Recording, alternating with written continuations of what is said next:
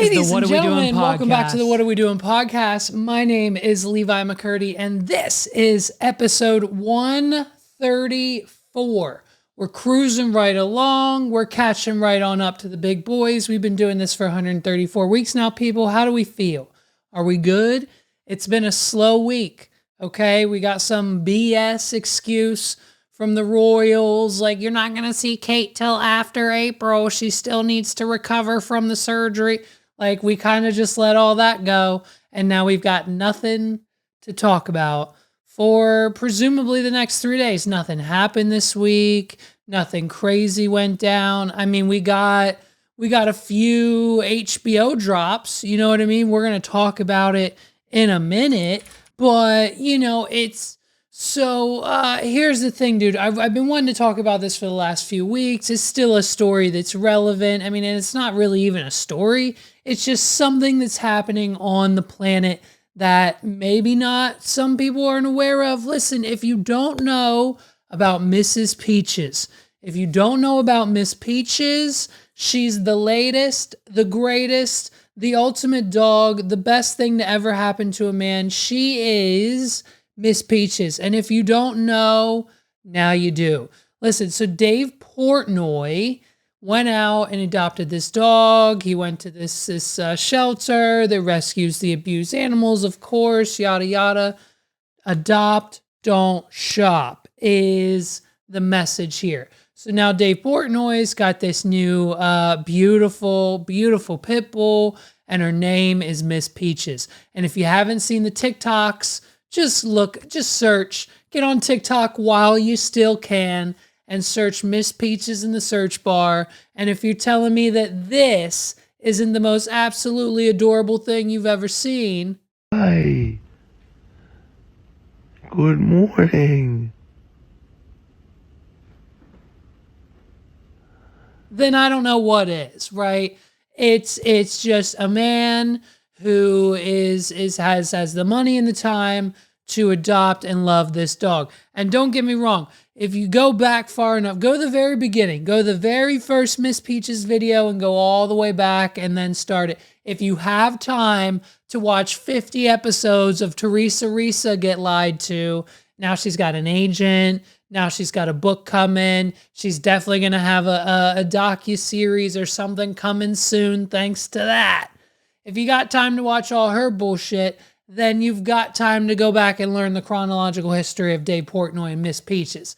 So she's taken over. And of course, Dave uses his influence to not only sell merch and shirts with Miss Peaches' face on it, and messages, you know, the whole adopt don't shop is on there. You can get it. And all of the proceeds in a Dave Portnoy fashion, all the proceeds of that merch line goes back to the shelter that Miss Peaches came from. And wouldn't you know it, they've already raised and wrote a check for $500,000. A cool $500,000. A cool $500,000 that we've donated to this shelter. So, I mean, it's just adorable. Now, don't get me wrong. Miss Peaches has a lot of work to go, but has been putting in the work as well. She's a bad dog. Okay. She's eating the hats. She's eating multiple TV remotes. She's eating the sunglasses. She chewed up the wallet. She's chewing up everything she's not supposed to. But on the flip side of it all, Dave has the patience for her, and he's doing it right. He's taught her how to go down the stairs. Dave Portnoy's taught the dog how to fetch, how to play with toys. But you know what I mean? She's still a dog. She still pisses him off from time to time. That's what Lou Bug does. You know what I mean? Where's Lou Bug? Probably sleeping. He's probably downstairs on the bed right now sleeping, not doing anything constructive. You know? So it's just the dogs will be dogs, but it's adorable. And I mean, honestly, listen, this is why if you're an SPCA, if you volunteer at one, if you run one, if you have a shelter, a training facility, a pet shop, whatever, like if your job is to take rescued or abandoned or abused or if whatever it is, if your job is to take animals out of the shelter and put them in the home, not the puppy mills, not the barns out in the part of the state that we all know where people go to get the dogs, not them. But if you're doing rescue work, rehabilitation, getting the dogs off the streets and into a loving, caring situation, this is why social media and influencer marketing is key. Listen up. If you're in any charge, if you are in charge or have any pull at a shelter that deals with rescue dogs, you need to go to whoever is in charge right now and tell them that you need to do nonstop research on any local influencers that might potentially be able to adopt a dog from you. You know what I mean? Now listen, that's probably not what the shelter that Miss Peach's intent was, okay? It was probably just a situation, Dave adopted or whatever. But what I'm telling you is if you run and operate a dog shelter where it is your job to get the sheltered dogs off the streets and into people's homes, you should be spending every minute of your free time sending DMs and cold emails to influencers, to anyone that has 5,000 to 50,000 followers on Instagram in your town, in your local area, in the realm of central Pennsylvania. Anyone who has that type of pool on Instagram, message them, leave them comments, send them DMs, bother them nonstop saying, hey, we've got a dog that would fit you perfectly. Hey, come adopt our dog. We're going to waive that fee for you. Hey, we really like what you're doing on Instagram. We would love to see you happy with Bruno, our bulldog that we would love for you to adopt. It would be perfect for your house. You know exactly what they're doing. You know exactly where they are because they're Instagram influencers. So you can target them specifically on location. You could find them based on interest. You could find them in any way, Facebook groups, TikTok. Use the tools that are free and at your disposal to find these people and send 100 DMs a week, 100 DMs a day, 100 DMs a month. Trust me, there are people in your area who have pull on social media who would love a free dog. And so once you then get that dog into that right person's hand, it's not going to be instant. You're going to have to send messages, meet with people, interview. Are you sure you want this dog? Yes, sign on the dotted line. It's done. You're going to have to work towards it. But once you find someone, then you have them post non-stop. You get photos of them with the dog. You get videos of them with the dog. You take them to the park. You say, hey, part of our process for the adoption is we have to go to the park for an hour and you have to play with the dog and we walk them around, and that's how you get to know the dog to make sure we're a good fit. When you go to that park with the influencer that you're giving it to, have two people there, phones, video, camera, photos, pictures of them with the dog. So once the adoption inevitably goes through, we now have an hour at the park worth of footage, photos, videos, posts, captions. Don't have captions? Use ChatGPT. It's free. Tell them exactly what you want to generate and it'll do it for you. And so once you then use their audience, leverage their audience to get the word out, the mission about your shelter, about your SPCA, about what you do, about your mission, and most importantly, the rest of the damn dogs that are adoptable, and you utilize this influencer's audience. Not only did the shelter that Dave got Miss Peaches from benefit financially, of course, that just came as a bonus on the back end. It just so happens that Dave owns a massive conglomerate, multi-billion-dollar company that has an entire merch shop situation going on within it. So that was just a bonus given on the backside. But a few posts on Instagram that says, hey, I got this wonderful dog from this shelter. I got this wonderful dog from Kathy down at the rescue. People will come. Your dogs will be adopted. Your mission will be fulfilled. If you haven't considered influencer marketing for your organization, what are you waiting for? Get to it. Because if it's the cost of getting one of your dogs adopted, into a home. That's it. It's free. You don't have to pay Kim Kardashian $50,000 for the post. It's free. It costs you a dog. They're getting adopted. It's a win-win for them. It's a win-win for you. You get recognition. They get a boost in followers. So do you. Everyone now knows about their shelter. And whenever they need a dog, whenever their friends need a dog, they're going to say, where did Mackenzie go? Where did that girl that I follow? Oh, yeah, she went here and got her awesome dog. That's right, Toto. We love him. He's in the TikToks all the time. Now you're set up for success. So if you're not DMing influencers to adopt your dogs, this is the way to go. This is your portfolio piece. This is Exhibit A.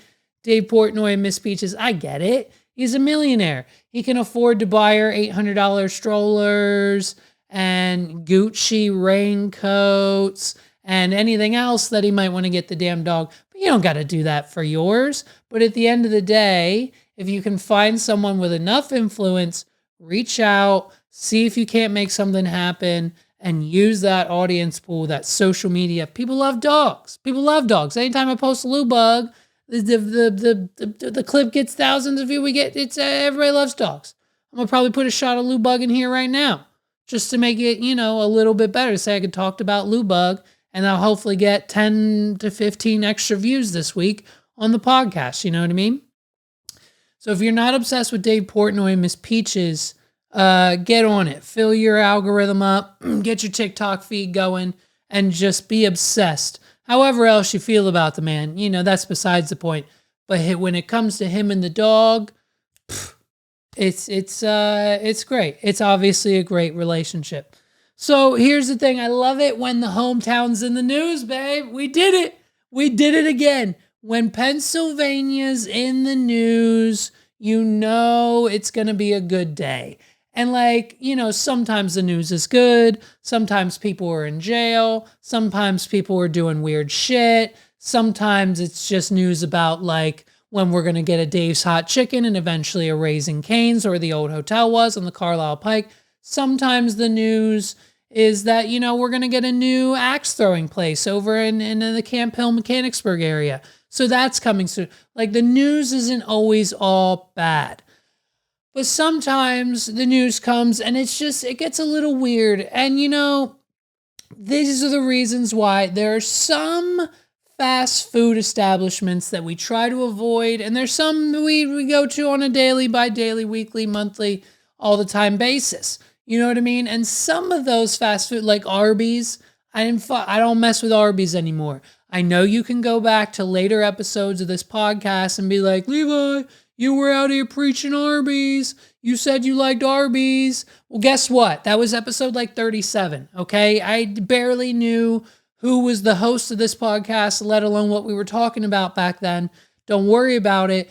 We're here now. Once Arby's gave us that monstrosity of a cheeseburger, you know what I mean? It just wasn't, it stopped for me right then and there. Here's the bottom line of the story is Arby's doesn't have grills, nor did they buy them, nor did they put those cheeseburgers anywhere near a grill, and then they proceeded to hand it to you. So that I didn't really like. And then they started putting cheese on everything, and the fish sandwiches freak me out. And I don't know. It's just a place we haven't been to in a while.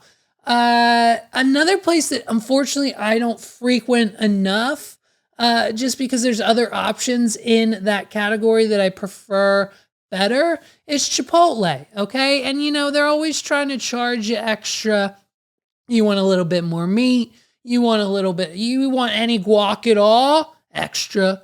You want a little something extra for that? It's extra. You want to spend a little bit of money on the chips for your bowl or whatever? Extra. So it's just everything's always extra at Chipotle. And I don't like the surprises. I like knowing that my bowl's going to be $4.99 and that's how much it is. But then when you get to the end, it's like, well, you wanted this and you wanted that and you added this. But I thought it was like Subway. You know what I mean? Every time I get extra shit at Subway, they don't tack on an extra $1 to the price. Well, maybe they do now. I haven't been to Subway in 6 months either. So Chipotle has always been one of those. interesting places. It comes and goes in waves, you know what I mean? It was popular when Dobrik was popping on YouTube because of him and his collabs. Then it kind of went away. Then it kind of came back. Now it is what it is again. But when it comes to the citizens and the customers of Camp Hill and central Pennsylvania where I live, we go above and beyond when it comes to our extras, okay? You want a little extra meat with a little extra sour cream on your Chipotle bowl?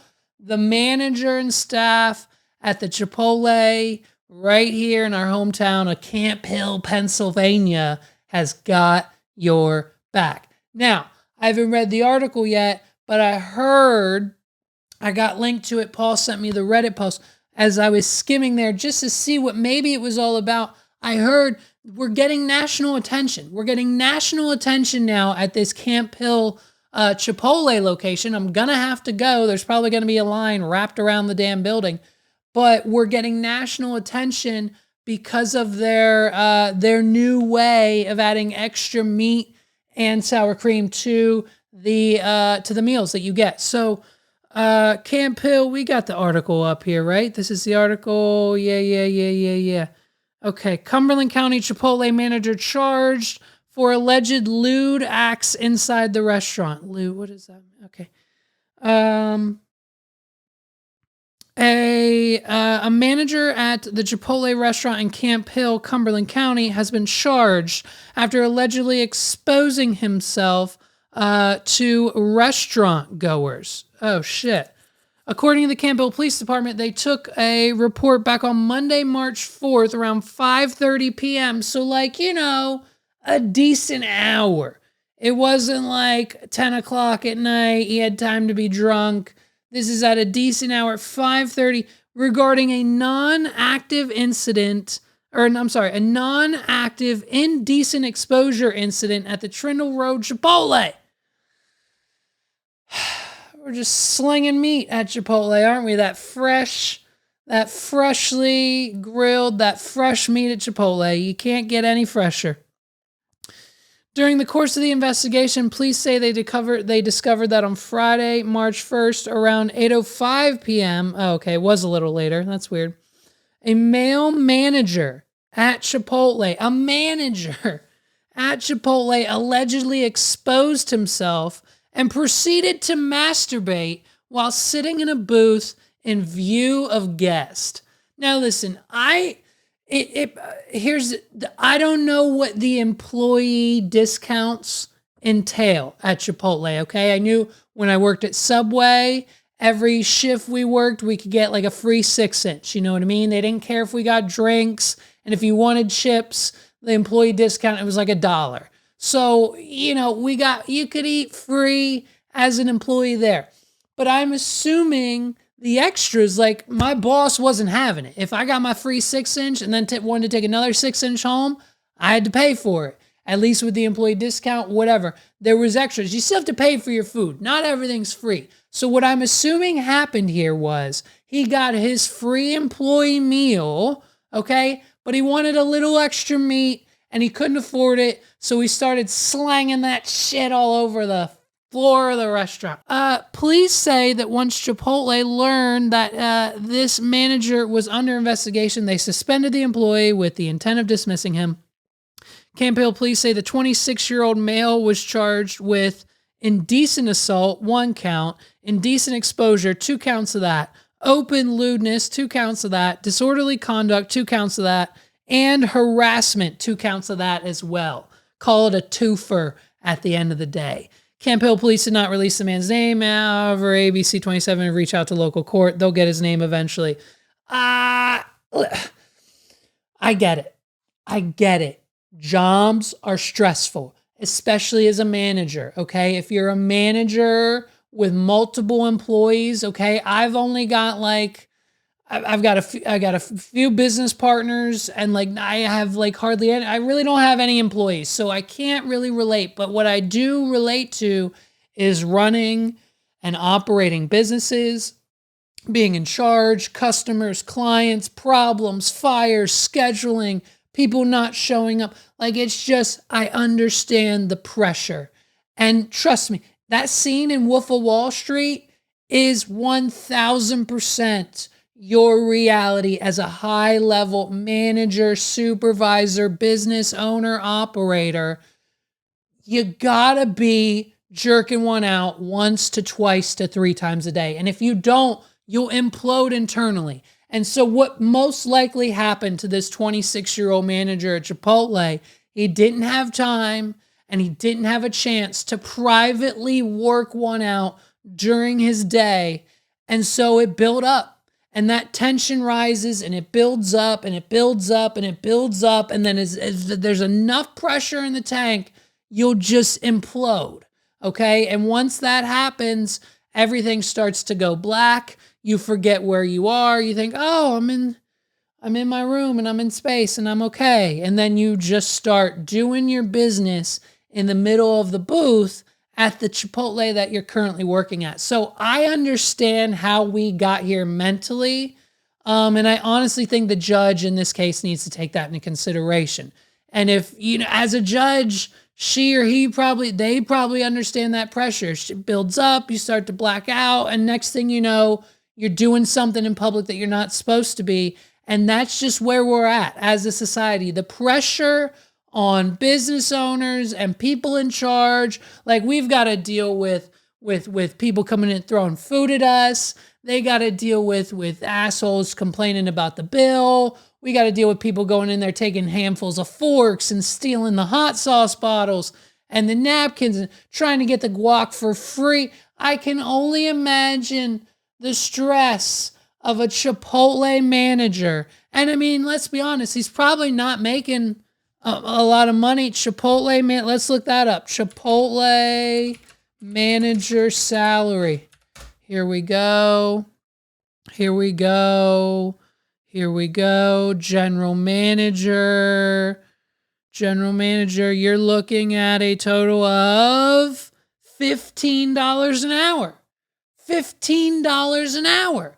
And it's Chipotle. So you know for a fact they're not approving any overtime. And so they're probably doing 40 hours a week. What's 40 hours a week times 15 times 52?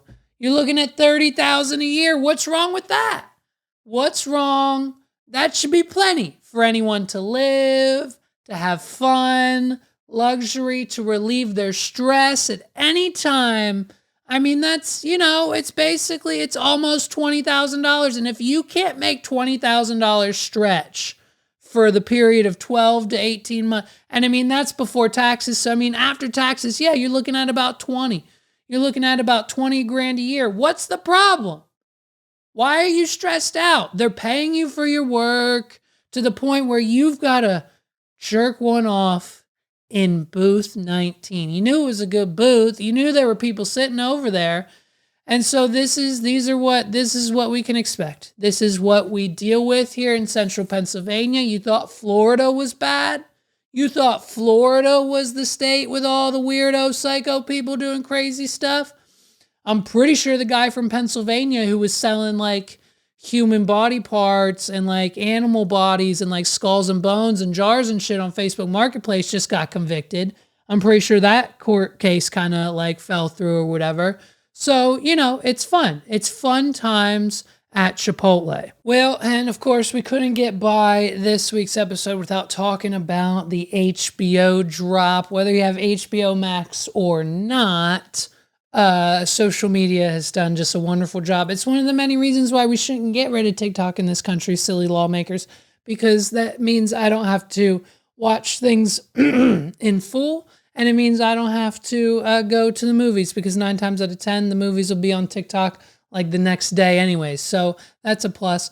So if you haven't seen it or heard, there's a new HBO doc, I think it's a 4-episode drop called Quiet on Set. And it's basically the hit piece, the downfall, the truth, the story behind the scenes, pull back, look through the curtain of what happened pretty much on pretty much every Nickelodeon show that Dan Schneider was involved with. Now, we've kind of known about Dan for a minute now. Jeanette McCurdy put the book out a few years ago.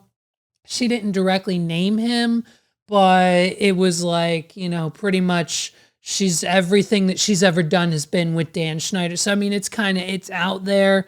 But basically, all of the weirdness and potentially and pretty much inappropriate stuff that has come to light was just kind of highlighted in this doc. And so they focused on like 3 or 4 key things, pretty much just the main stars of his shows, one of which was Amanda Bynes. There's a lot of rumors, a lot of speculation around the Amanda Bynes story. There's this alleged Twitter account by Ashley. There's some other name. It was allegedly Amanda Bynes' fake Twitter account that she was running back in the day that like said things like, help me. This is what really happened.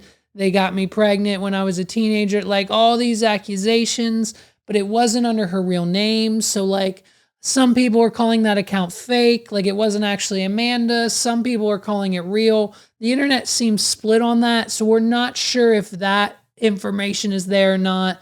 But just the whole thing pretty much began with her, from Dan going from all that to the Amanda show with her, and just the things that we've seen, and just now her as a person. I mean, honestly, shout out to Amanda Bynes. I'm pretty sure she's on her way to get her cosmetology license. I'm pretty sure.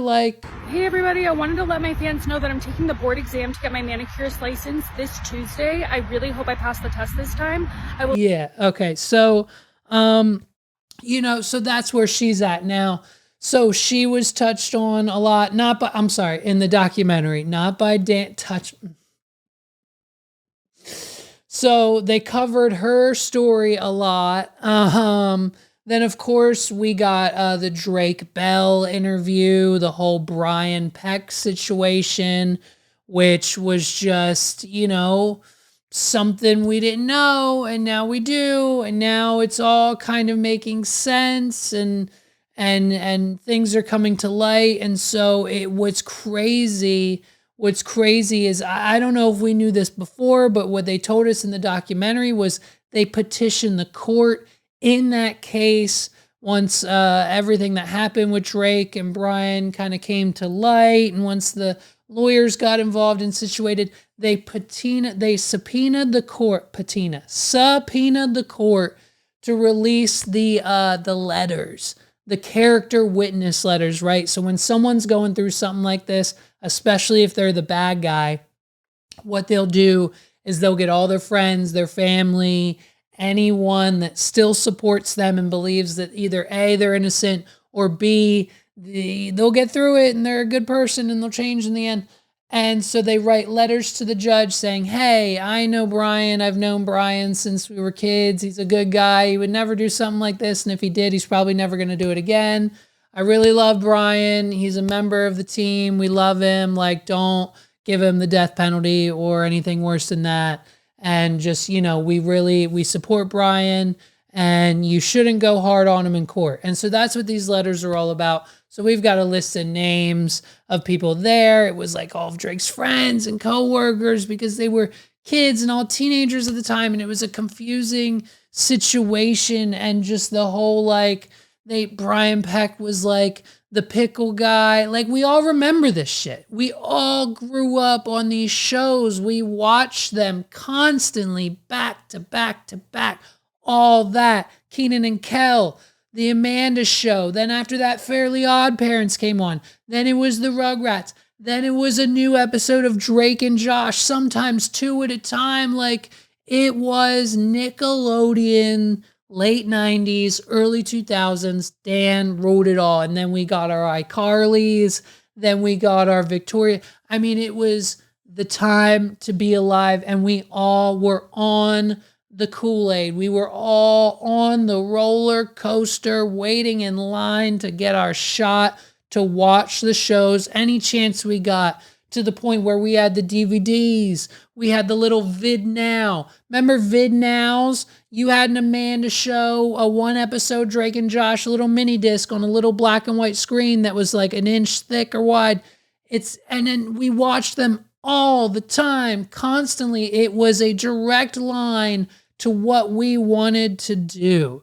And so just seeing Drake in that interview and what they went through while we were all experiencing something completely different, like joy and excitement and laughs. And as I'm sure they were as well, it wasn't always rainbows and butterflies, you know what I mean? And then we get to like the Zoey 101 era, and like that shit popped because it was Jamie Lynn Spears. Britney was big at the time, so it was like, let's go Jamie Lynn. Like she would, you know what I mean? It was, she's an attractive woman. They all were, and like that was part of Dan's plan. Like we didn't have a preteen teenager Nickelodeon show with any like not really attractive, like that's what we were all into at that time as teenagers. And so we were watching these shows, and it's one of those things that we like didn't realize, because again, it was made for kids, it was for kids, and as kids consuming it, our parents didn't have Twitter, our parents didn't have Facebook at the time, our parents didn't have technology or access to the internet like we do now. So they didn't know or could pick up on, or like, wait, what did they say? Oh, it's nothing. It's Nickelodeon. Don't worry about it. Like there wasn't that awareness of everything under a microscope and within society now, that just, it's a very interesting trip through time perspective to look at. And so like, when we get to shows like Zoey 101 and we find out that like it was a requirement every episode. You girl, you need to have a skirt on. Where's your skirt? Like that's a little weird, but it happened. It got approved. We've got executives. We've got people in Nickelodeon and everywhere that pushed it on air and just did what they said to do. And so like even some of the disgusting scenes, like with the goo, like the goo pop scene or whatever, and just the actress who was in the scene with Jamie Lynn just explaining that to people, like it's just the syringe and like the boy laughing, and like it was, yeah, it's funny, but like now it kind of seems fucked up, you know? And so it's not good, not looking good for Dan Schneider. Whether his supporters are there, whether he still has friends in the industry, I don't know what he's doing now today. But basically it's not a situation that anyone wants to really talk about, be a part of. I mean, of course, and so he had to rebuttal. There had to have been a rebuttal. So like literally like 48, 72 hours after like this doc comes out, shout out to HBO, I guess. Dan's on a podcast with a guy, K Boogie, I think his nickname is, and he was one of the actors, I think, on iCarly. So that's kind of meta in a sense. I don't know, that it's weird. But so, you know, and it's just him apologizing and retaliating, and we're just hitting him with the hard questions. He's like, what's up, bro? Like, I mean, so here we go. Watching over the past 2 nights was very difficult.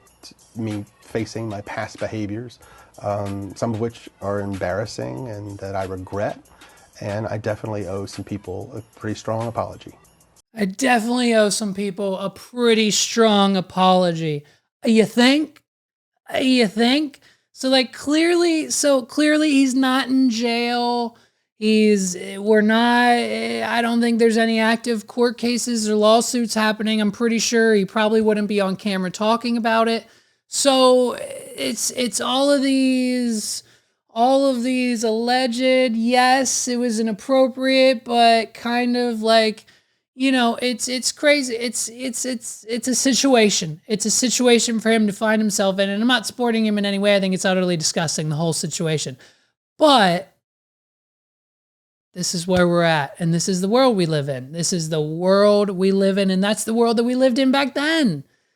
And it's an interesting excuse he has. It's an interesting excuse. And so this is something else that comes out in the podcast interview, in the docuseries.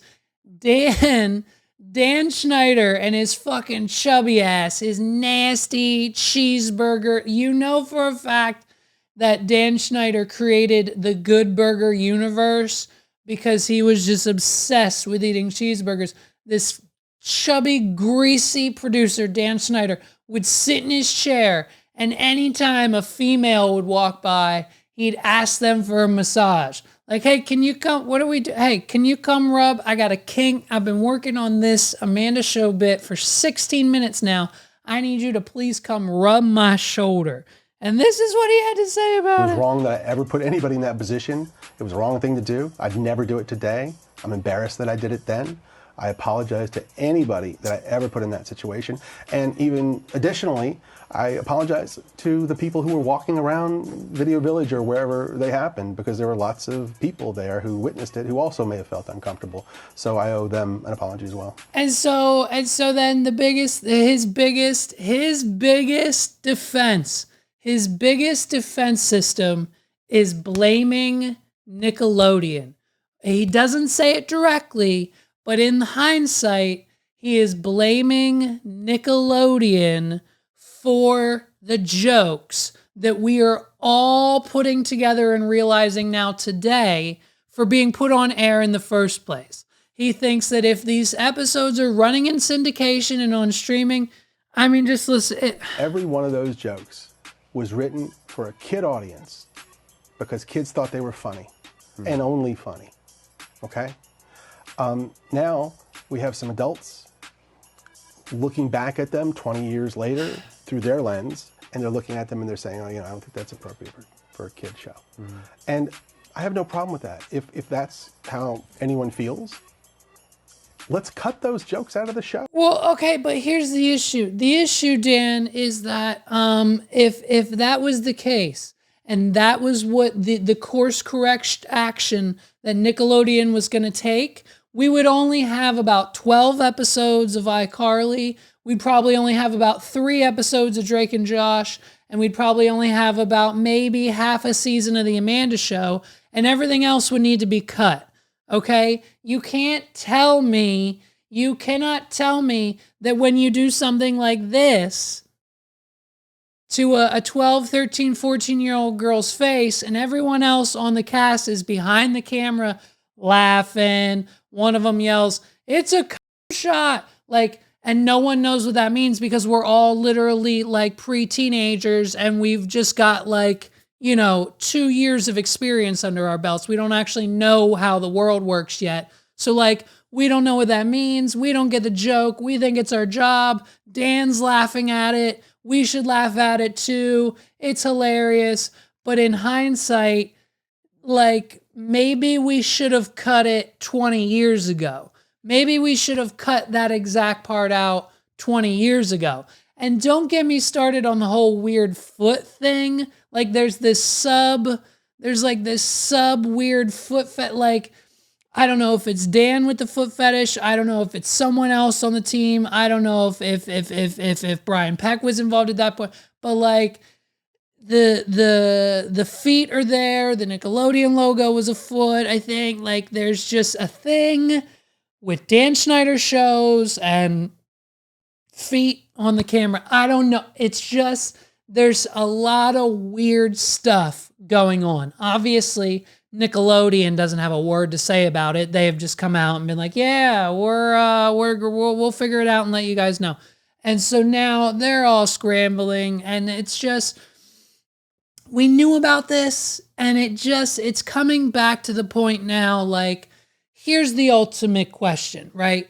Should there be an expiration date on children's TV? Now, we might not have known this back when shows like The Amanda Show, Drake and Josh, Nickelodeon, Dan Schneider era was happening, but now we know that the pace and the movement of advancement in language, comedy, jokes, society, the internet, social media, TikTok, the next trend, whether the phone is shaped like a brick or a pear or any other type of fruit, like those things change at an instant. So the question should be, should children's TV that involves actual people, not the cartoon, whatever, do whatever with the cartoons, but like the actual real life iCarly's, Victorious, Sam and Cat, real life shows that involve real life children, right?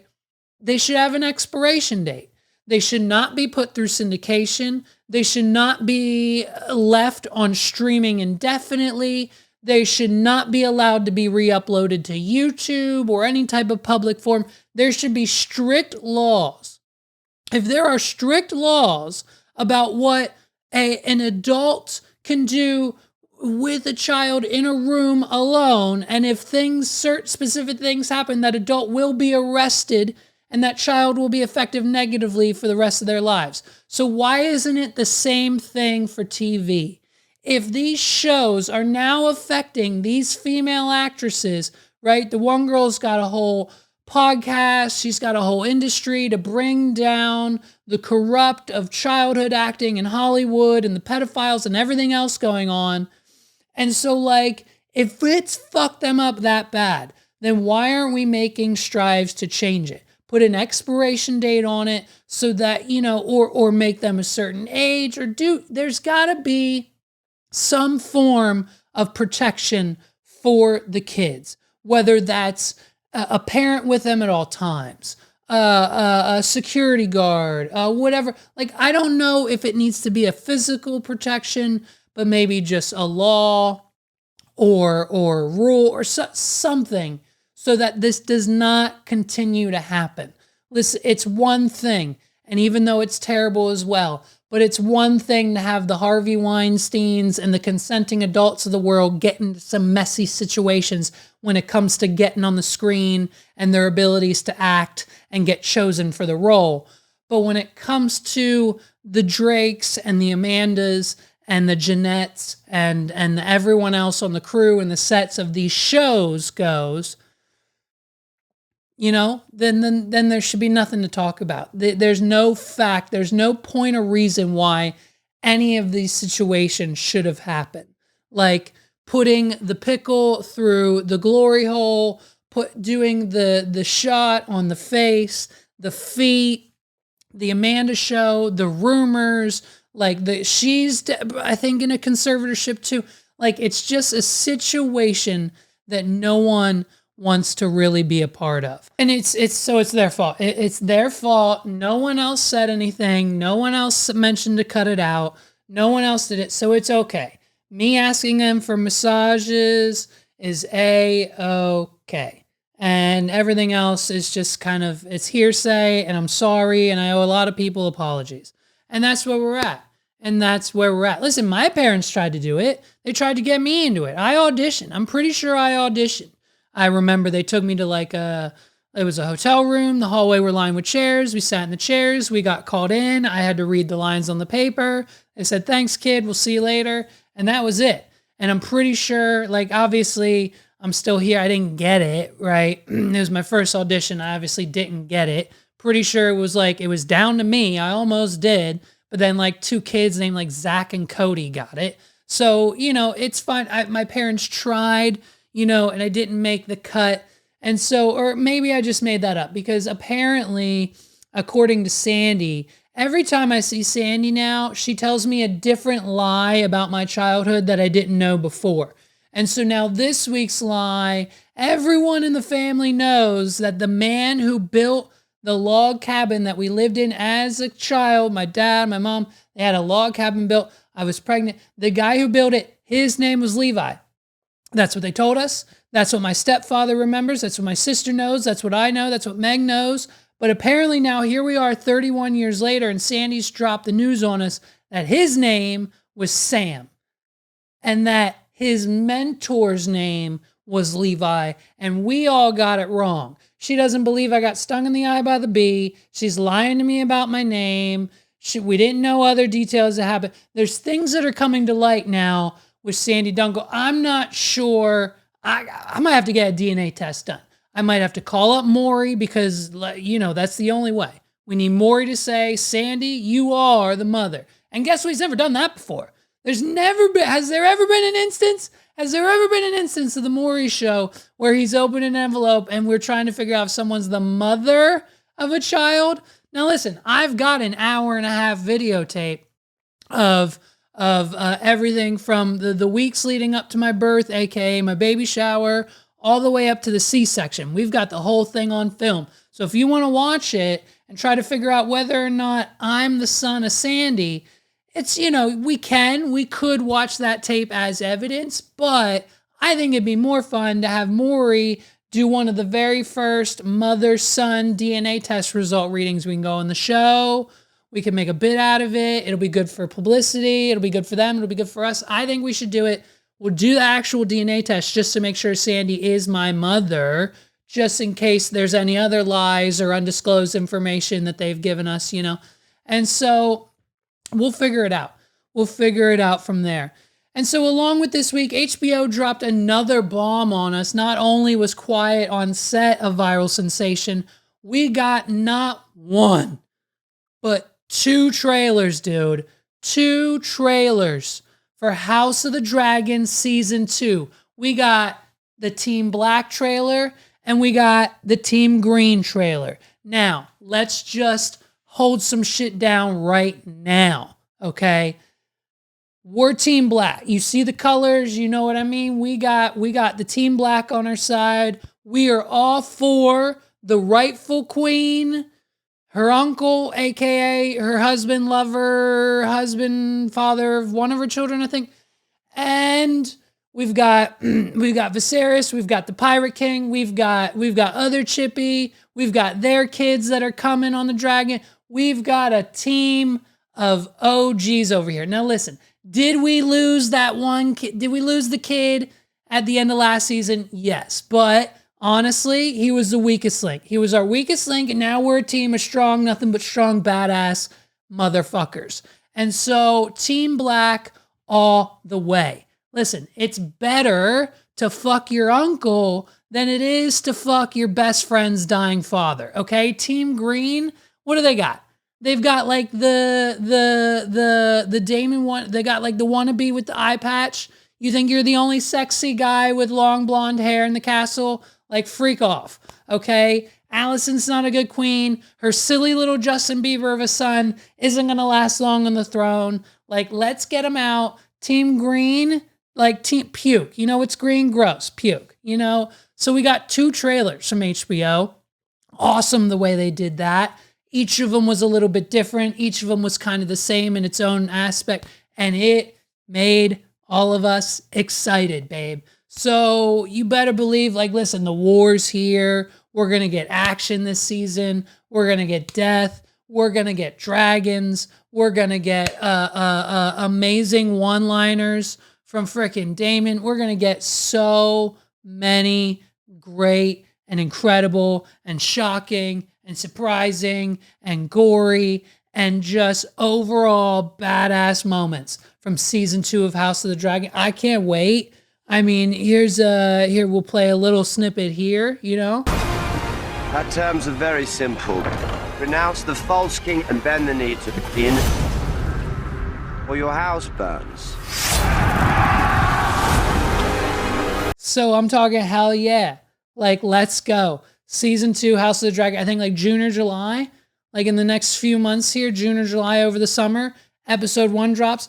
And you better believe we've been talking about it since last year, okay? How many clips on this podcast? How many clips from Carlos? How many clips from 280 Plus? How many times have we said it? Recap and record, we'll be back. That's how we started. That's how we'll end. That's how, listen, did we try to veer off, and go another direction with the whole, dating, love, reality, Love is Blind, F-Boy Island? Yeah. Did it work out? Meh. Did we get a better season in season 6? We already talked about it and covered it. Yeah. But we're going back to the roots. We're going to do House of the Dragon season 2. We'll see what happens after that. But you better believe the Recap and Record podcast is coming back.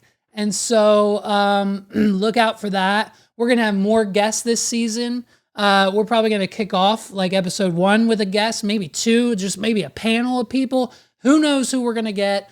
Who knows how crazy it's going to be? But if you're not subscribed, Recap and Record on YouTube, your podcast outlets, Facebook, Instagram, we've got pages for it all. Los is constantly tagging that account. Recap and Record on all platforms. You're gonna not want to miss this. You're gonna not want to miss it. That's the wrong way to say that entire sentence, but I said it anyways. So, man, I'm excited. These 2 trailers are crazy. The queens are both crazy. And we're gonna get nothing but Dragonfire left and right. I can't wait. I can't wait to see what the season has in store. HBO, House of the Dragon season 2. Let's frickin' go. Here's my latest obsession. I don't know about you guys, but these have been a thing for a while. But all I'm saying is my birthday, okay? My birthday is in May. So you've got about a month left. You've got about a month and a half to figure it out. But this is what I want for my birthday. I've been scrolling on TikTok and this is all I see every other day. And no one's ever bought me one. And I want it so bad. I don't know why. I don't know why I want one of these, but it just speaks to me, okay? To know that someone went through the trouble to just give these guys all of my personal details and then they do this with the information. It fascinates me. This is what I want. So if you're a friend of mine or you don't know what to get me for my birthday, this is it. You are the best at the mouth. You are the best at the mouth. Got you.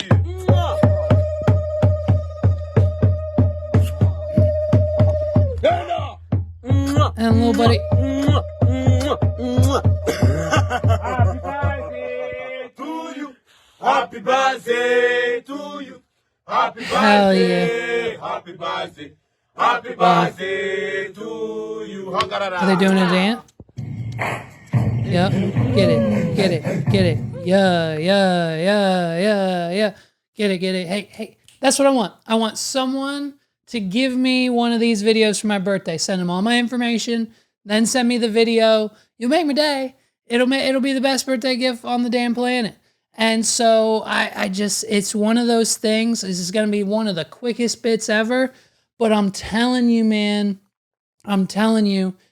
get one of the, and then if you do get one, not for me, but for someone else in your life, you can get one of my cameos too. You can go to CAMEO and search for the What Are We Doing podcast, or you could go to wadpod.com/cameo. It'll take you right there.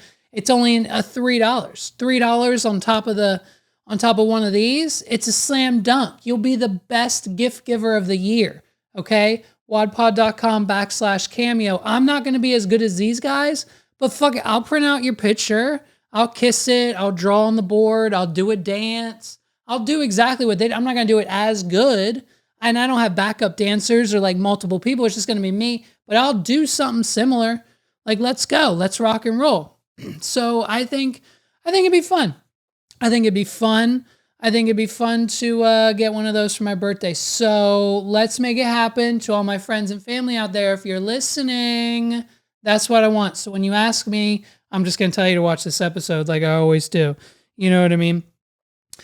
Ladies and gentlemen, that's been another episode of the What Are We Doing podcast. My name's Levi McCurdy, and if you've been rocking with me thus far, please, if you haven't done so, hit that big, red, beautiful subscribe button down below. Hit the thumbs up on this episode. Hit this thumbs up on this clip.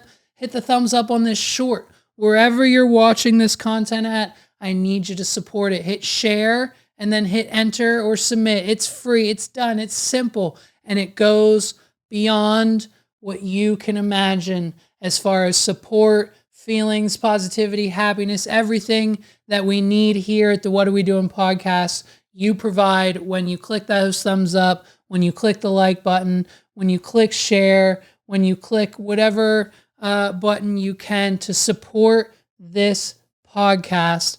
And it's never going to stop. I'm never going to stop posting. Thank you guys so much for rocking with me. If you haven't done so again and you need to update your wireless plan and stop paying those ridiculous carriers, you're going to go to Visible. You're going to go to wadpod.com/visible, and you're going to get $20 off a month on your plan. Thanks to us at the What Are We Doing podcast. It's a service MKBHD uses amongst millions of other influencers, podcasters, and people just like you. Listen, I get it. You're paying $80 to $90 to $100 a month per line because you get to get a new phone every and you only have to pay taxes. But it's still twice, if not 3 times as much as every other carrier. Go to wadpod.com/visible, and I promise you're going to save so much money a month. My name's Levi McCurdy. This has been another episode of the What Are We Doing podcast. Peace out, everybody. Have a great week. We'll see you next time.